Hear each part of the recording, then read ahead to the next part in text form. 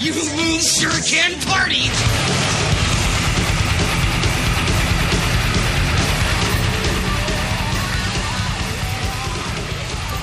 All right, let's just both talk for a second here just so we can get a quick line level check here. Okay, that sounds fine with me. Okay, so we're going to do a Dorkside podcast. This is about the level I think I'm going to talk for the majority of it. Probably, unless I need to yell about something. I'm going to try to minimize my yelling. Okay. But, you know, obviously I can't make any guarantees. I am known as the wild cannon in certain You the circles. wild card? The Yeah. porno community. No, wild cannon in the porno community. That's my name. That's news to me. Okay. We'll keep it short. What time do we have to leave? Like 4-ish. 4-ish? We can make this a 20-minuter for sure. Covering all the movies this summer. This is the Dorkside podcast making bold statements. I'm pretty sure we did like an hour and a half on Star Wars alone. That's true. And also we've been away for 6 months. We haven't done a podcast in forever. So. This is true. Our two fans are really upset. Both of them. Melody, sorry. Yeah. Our bad. Hey, everybody, welcome to the Dorkside podcast. This is, of course, recorded at Darkside Records at 611 Dutchess Turnpike in Poughkeepsie, New York. We're a record store, but we're also kind of nerdy. Bunch of fucking nerds. A bunch of fucking nerds. So this is our podcast dedicated to all things nerdy. No music, unless it's nerdy Except music. for Eminem in the background. Yeah. I'm so sorry for all the licensing fees we're going to have to pay for this. Maybe I'll sneak some background music in so you can't hear the artist that I'm sure gets paid a lot to have their music licensed. Probably. Yeah. And Suicide Squad. Ironically, it's the Suicide Squad soundtrack. It is. That seems appropriate. And that's the topic for this episode. It is the latest, really the last of the summer blockbusters to come out. Yeah. Last podcast, we talked about everything we were looking forward to, really. All the summer movies that were coming out. All those big superhero movies. We've seen all of them, I think, now. Yep.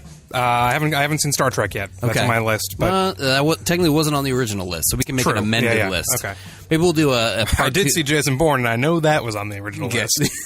For me. I did not see Jason Bourne, so I won't be able to give a point-counterpoint discussion about That's Jason fine. Bourne. Have you seen any of the Bourne movies? I know Franca Potenta was in some of them. Was she in the new one? No. See, then what's the deal? She was my favorite part of the whole thing. Okay, she died. Yeah, she did. Spoiler alert, she's dead. Okay. That shows how much I kept up on the movie franchise. Like 10 years ago, she was killed off. Oh, okay. So she didn't make it to the Jeremy Renner one, is what you're saying? Oh, thank God, no. No, Okay. I don't think she would have done that to herself. For the best. Yeah. Yeah. Everyone's happy with how that worked out. Okay. So I guess we'll start. Let's start most recent, and we'll work our way backwards. Okay, that's fair. You and I got together last week, and we went to see Suicide Squad. I feel like that was the most controversially set up one. Like, there was a lot of hype behind that movie. There was a ton of hype behind that movie. A lot of talk, a lot of, studio they talk. They did reshoots for it after, I believe after Batman Superman came out. They went back and did reshoots. Yeah. A lot of things about that movie. We'll get to that. Yeah. Let's start with first initial impressions. You want to flip a coin to see who goes first? Like Two-Face would? Okay. Yeah. All right, here we go. Two-Face coin. You're going to die. You just got shot. Wrong coin. Sorry. All right, there you go. Heads, it's you. Go ahead. Okay. My initial impression was that, I guess my first reaction was DC did it again. Like, a ton of hype. When you say that, not DC did it again. Not like when I say, hey, Marvel did it again. No, you mean I mean DC did it again. Okay. And in fact, there was a ton of hype. Let me start with the good. It was enjoyable. Like, I had fun watching the movie. I did not have... I don't know how to do Suicide Squad without bringing in some bits of Batman and Superman, so I gotta intersperse that here. I didn't have fun watching Batman and Superman. I was kind of sitting there really hoping. There's a lot of hope involved in Batman and Superman. A different kind of hype. A lot of Kryptonian hope that didn't come through. Anyways, so I had fun during Suicide Squad. I laughed some. I love the Batman cameos. I'm a Batfleck fan. Like, I like Ben Affleck in that role. Okay. I think it's the only redeeming quality about the recent DC universe. But it just kind of fizzled. Like, they tried to do a lot, as they always do, with like a 2-hour window. A lot of characters just kind of thrown at you. You don't know where they came from. Why is there an Australian guy there? Did they only include him so they could include a Flash teaser? I think so. Okay. My question to that was, does Captain Boomerang actually have any superpowers? We were just talking about this a minute ago, and I'm pretty sure just being Australian is a superpower. If we have any listeners in Australia, you can let me know about that. The Australian standard for superpower. I mean, they basically live on the deadliest fucking continent in the world. You gotta have some kind of superhuman abilities to just to like, so that's to survive. Like breaking even down there. That's just like being a person. Basically, is what we consider a superpower. It's like, okay, on Krypton, Superman's totally fucking normal. Exactly. When he comes to Earth, he's Superman. In Australia, you're just, par for the course. When you get to America, in an American prison, you're all of a sudden a super team. That's a very wise statement. I like your outlook on this. Captain Boomerang was actually my favorite character in Suicide Squad. Who was your favorite?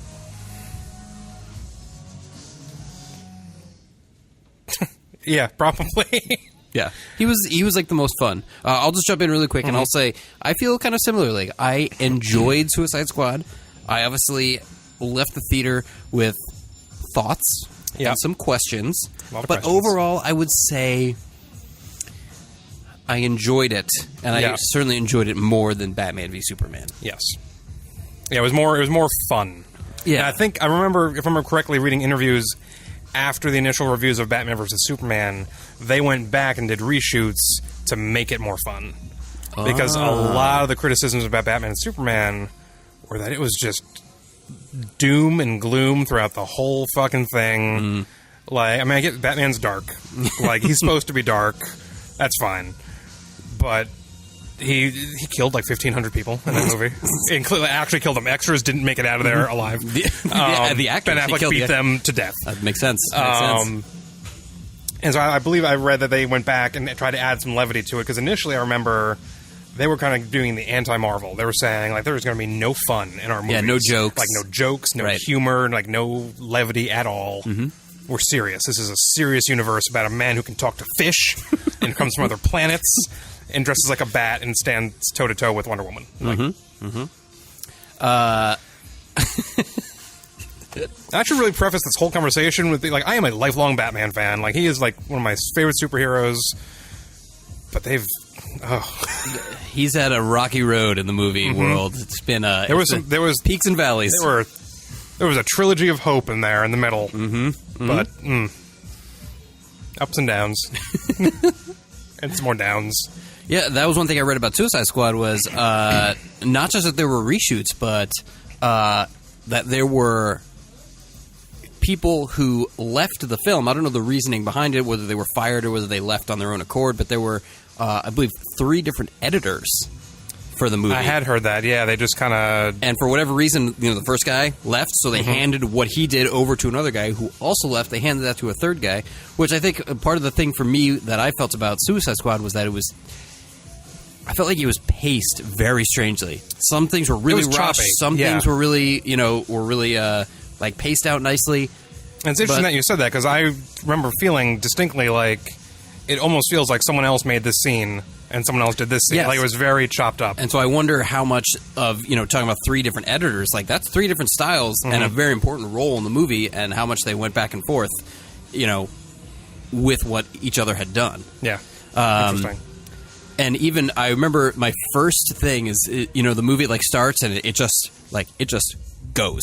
Yeah. And I remember within the first 3 minutes, they're just jumping into the story. No backlog, no intros, just jumping in. And I was like, oh, we're in. We're just going. Yep, okay. Yep. All right. And I had to reset my brain. Choke on the popcorn. You're like, oh shit, I gotta focus. Exactly. I was like, oh, okay, right, all right. And so that was almost it was like a jarring start that it just started so quick. Yeah. Which maybe not necessarily is a bad thing. Just it caught me off guard. For sure. And yeah. You really got to focus from the get-go. Yeah, Batman v Superman was like an hour and a half of just setup. You could take a nap, get some coffee, and a Danish. Exactly. And then plot would happen. Exactly. So it's it's the opposite of that. Maybe that was part of what they wanted. Maybe. Yeah, maybe it's supposed to be the anti-Batman versus Superman. Yeah.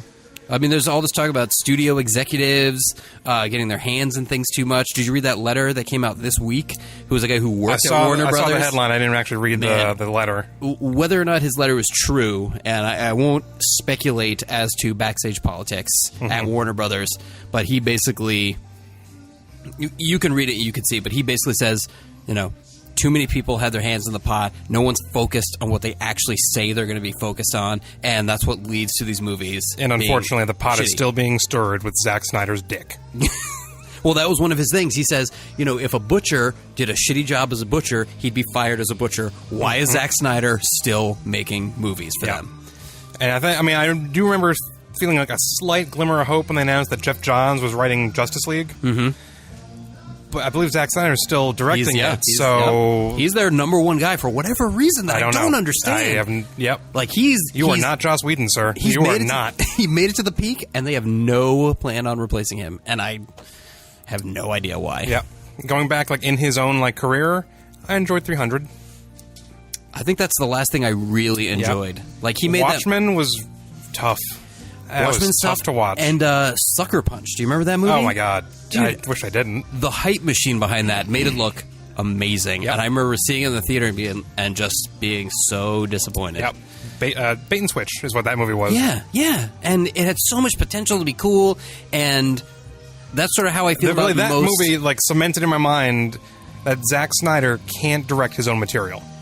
Well, he did really cool adaptation of 300. Mm-hmm. A passable adaptation of Watchmen, even though that was another WB, DC Comics clusterfuck. Right, and that was even maybe not necessarily... I don't know who made the creative decision that they said, we're going to keep it to the book. Right. Word for word to the book. Except for the ending. Except for the ending. There was no giant alien squid. Spoiler alert. Spoiler alert. Except for the ending, but that also, put him in a very compromising position because, Yeah. when they say we're gonna do an experiment and do it exactly like the book, that's a bold move. I have to wonder what was going through the minds of the WB execs, looking at his past career and being like, let's give this guy total creative control. He's got the helm. Let him run. Oh yeah, we had Christopher Nolan, but he's yesterday's news. Let's give it to Zack Snyder. He did that thing with the chicks. Mm-hmm. Remember that? Oh, so many boobs. Mm-hmm. Yeah, didn't actually get to see. Yep. Bait and switch, sir. Oh, Zack Snyder. Yeah. So much hope in that. But it's tough when you, Batman v Superman, it was clearly, that was their tentpole movie. That was their Avengers, Yeah. And Justice League, I guess, is going to be the next tentpole, and it's hard to live up to that hype. The first Avengers movie, for whatever reason, whether, timing, how it was presented. Oh, they killed it. But it was it was done so right. Mm-hmm. So many things were done exactly right. I guess they do have Disney backing them. Well, I was going to say, it's almost like a rivalry that I can remember going back to my childhood between Disney and Warner Brothers. Bugs Bunny will never be done as well as Mickey Mouse. No matter, he's fun, he's enjoyable to watch, he doesn't have, whoever's steering Disney through the years knows what the fuck they're doing. Mm-hmm, mm-hmm. They know which properties they're buying. Mm-hmm. They now own Marvel and Star Wars. Mm-hmm. Good move. Yeah. Good move.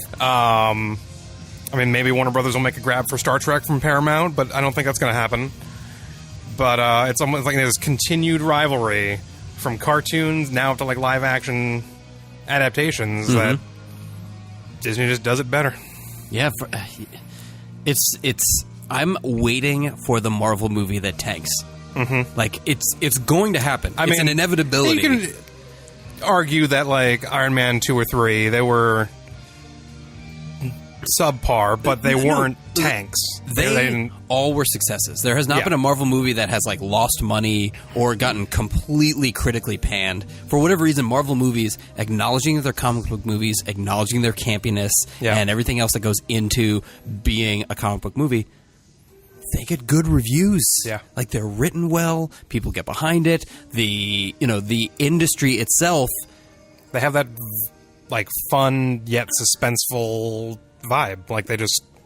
They're enjoyable to watch. Even Civil War, which I know you and I discussed initially, might have been one of the weaker Captain America movies.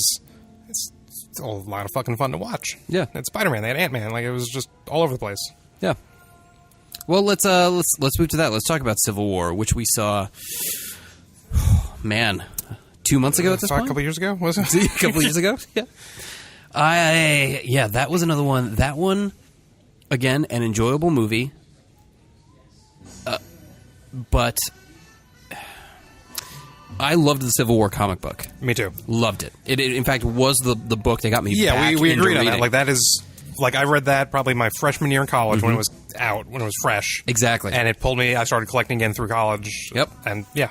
And the changes that they made to the story, I recognize you have to make changes for the movie universe. Right. I get it. But I just didn't... There were so many things that I had problems with. I think the broad criticism I could make is that it came too early. Like, I think if they had waited until post-Infinity War storylines, you would have established literally a universe of these heroes. Because they've released the poster for Infinity War and, like... Did they? 3/4 cast list. Everyone from Charlie Cox as, like, TV-level Daredevil up to Cap. Really? Yeah. Really? Charlie, all the Netflix heroes are in there. Oh, like I Luke didn't Cage, see that. Cool. Doctor Strange is there. Jessica Jones. Here's the question. Did Agents of S.H.I.E.L.D. get panned again? Nope. What's his face? Is Coulson's in it. Clark Gregg. Yeah. Cool. Okay. Because that was a big thing that they were complaining about. This is going back, again, we're catching up on a lot of material here in this podcast. Yeah. 6 months. Well, like, I haven't actually caught up on Agents of S.H.I.E.L.D., but I know the ongoing thing was, like, they have bits of the movies in them, but no one mentions those people in subsequent movies. And the actors have been publicly complaining at Comic-Con, et cetera, during their interviews, saying, like, guys, you said we're all connected, but you completely You are the awkward cousins. You're the awkward cousins. There were some storyline changes. You're still there. You're okay. We'll bring in Coulson. Coulson can play. Yeah, exactly. Coulson, he's cool. But I think it came too early. Like, Civil War in the comic, like, was so deep with its, like, implications, and it was so much more than just the Avengers being controlled by the UN. It was they wanted all these, vigilantes to reveal their identities. It was like everyone knows who the Avengers are. They're on the news all the time. Which is the movie thing, Like the core of the story dug deeper in the book. And, I remember one of the earth-shattering things in the comic series, spoiler alert, was Spider-Man going public as Peter Parker to show his consolidation with Iron Man and their cause. And then him switching teams and going at to the end, when you realized, was like the pivot of the book. Yeah. That's where the book took a turn, and didn't do that in the movie. Nope. Spoiler alert. Spoiler alert. Yep. That didn't happen in the movie. In fact, half the movie is introducing Spider-Man. Yep. And a big problem that I have, my biggest complaint with that movie was I just felt like the whole thing could have been avoided if they just, like, talked for 5 minutes about it like normal adults. Just actually talked. Like, Tony, you're in a bad mood today. Yeah. Hey, can we just actually talk about this and do something? Let's talk about the woman who confronted you backstage. We don't need to punch each other. We don't need to do this whole thing. We could just talk. Okay, movie. I realize that's a way worse movie. It's 20 minutes long. Right. Can my old best friend come back and join the team now? Like, yeah. Yeah, exactly. He was framed. I promise. We don't believe you. Why don't you believe him? Why are the Black Panthers here? Like, what? Yeah. Yeah. There's a lot of things that I felt like could have been resolved just if they had chatted politely. Maybe that's the whole crux of the movie is politeness. And another thing that left, like, the Thor thing was a huge Thor thing not being there in the comics because they fucking cloned him, and that went horribly, horribly wrong. Blew up in their faces. People literally died. And then Thor came back, and he was very grumpy about having been cloned. In fact, one of my, like, favorite Thor comic scenes, like, of all the Thor comics, is post-Civil War. Like, Tony's flying around in his Iron Man suit, and it's a thunderstorm, and he's like, oh, this is so bad. And sure enough, like, Thor grabs him, pops his helmet off, like, with his thumb, and was like, let me show you the difference between a god and a man in a tin suit, and why you don't clone me. I do remember that. He schooled him. There was also a really good scene in the comic book, which was post-Civil War, which was Thor, I guess, killing I guess you kill clones. They're alive, right? Yeah, sure. Him killing the clone, like yeah. like smashing the hammer like through his face and just basically like being like, nope. This is not how it's done. And those moments are always like when you remember like Thor he's still a god. Mm-hmm. Like he's still your heavy hitter. I think the one critique I had when they first introduced him with the Avengers is they showed him almost like they had a little 5-minute battle between him, Cap, and Iron Man in the first Avengers, and it was almost like they're even. But if Thor wants his brother back, he's going to fucking take his brother back. Yeah. And my favorite part of both of the Avengers movies, the Hulk, also not in Civil War. Right. Which they explained it because he's off with Thor and Ragnarok is coming. Doing something.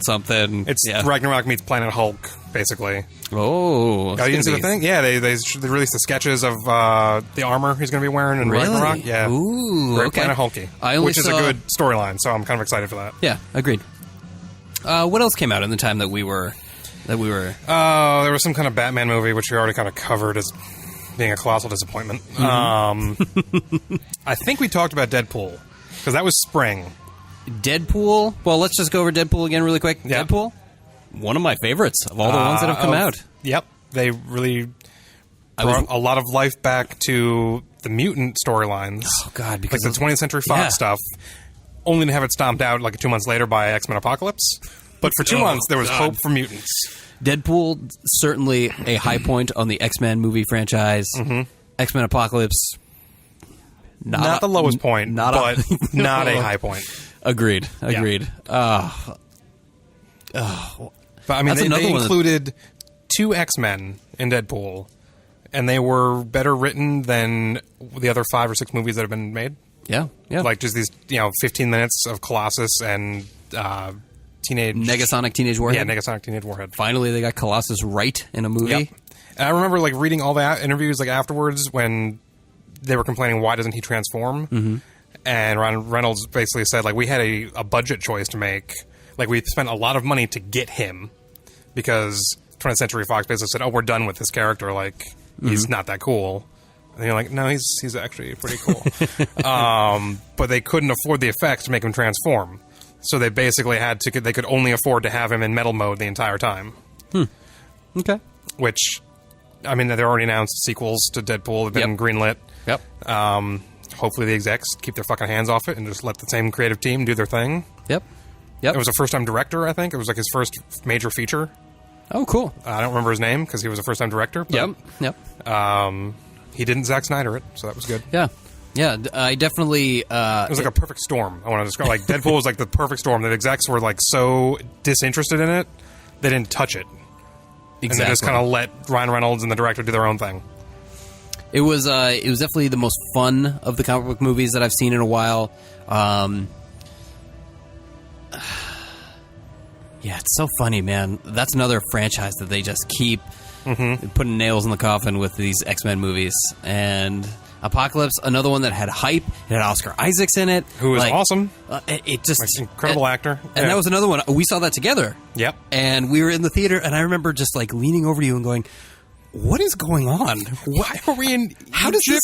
What's like, so that guy could do that now? Okay, whatever. And we just had to go, whatever, and just let the movie just go. had to ride. And then I think after the movie, when it ended, we both looked at each other and I went, what did we just watch? Yeah. What movie was this? I feel like the last like 2 or 3 X-Men's, they've tried to do like X-Men versions of the Avengers.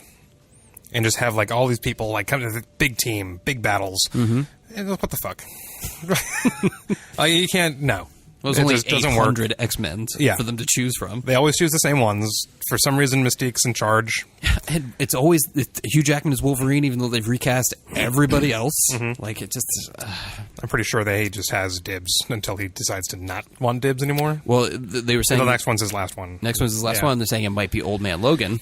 I heard differently now. Oh shit! Yeah, I heard. I don't remember. The title is Weapon X. That's right. I did hear the title is Weapon X. Correct. And I believe they dispelled the rumors that it's going to be Old Man Logan, which is actually I'm really glad because there's no way the 20th Century Fox could do an Old Man Logan storyline without paying a buttload of money to Marvel and Disney to even use names because Old Man Logan is Red Skull, Hawkeye, Hulk, Cap. All these people they legally cannot even touch. They'll just find some X-universe versions of all those characters. Initially, I heard rumors that they're going to have like Doom in place of Red Skull, but then that Fantastic Four thing happened, and they're like, "Oh, wait a minute, this would be a horrible. This would be so much worse than X-Men: The Last Stand." Oh, I remember being so excited when Psylocke was going to finally be included. Why was she even in the movie?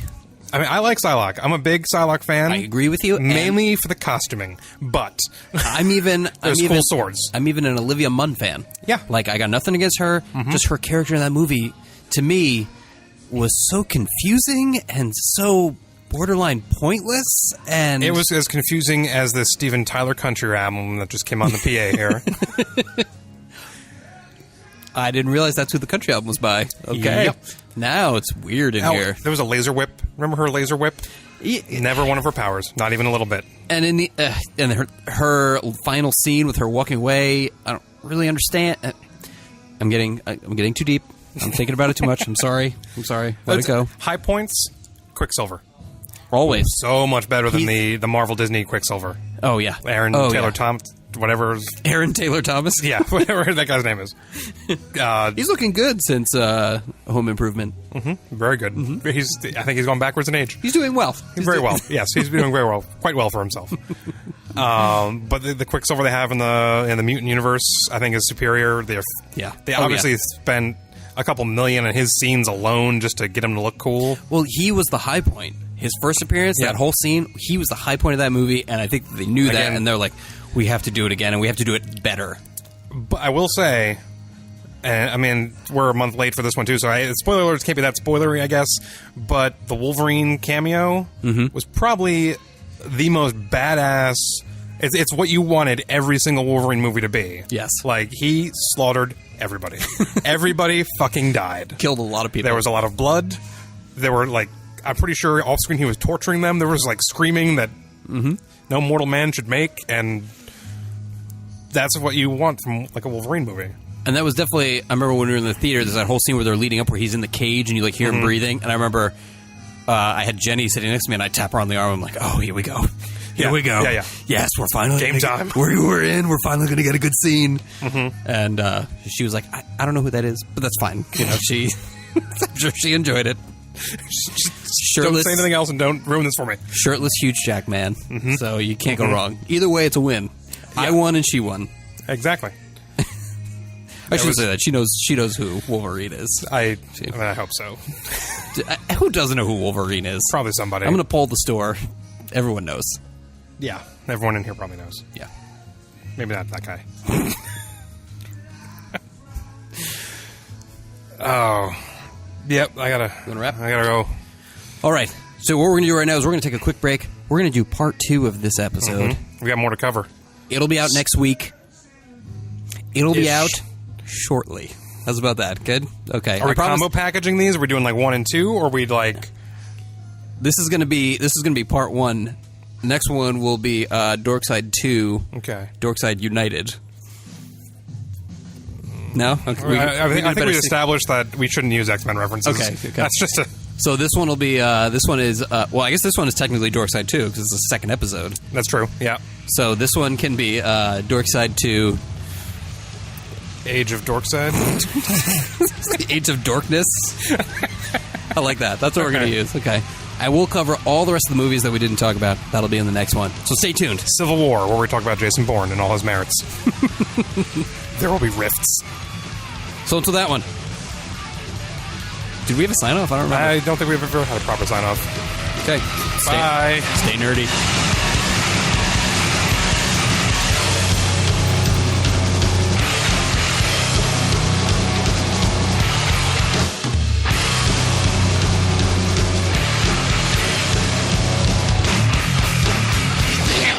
You sure can party!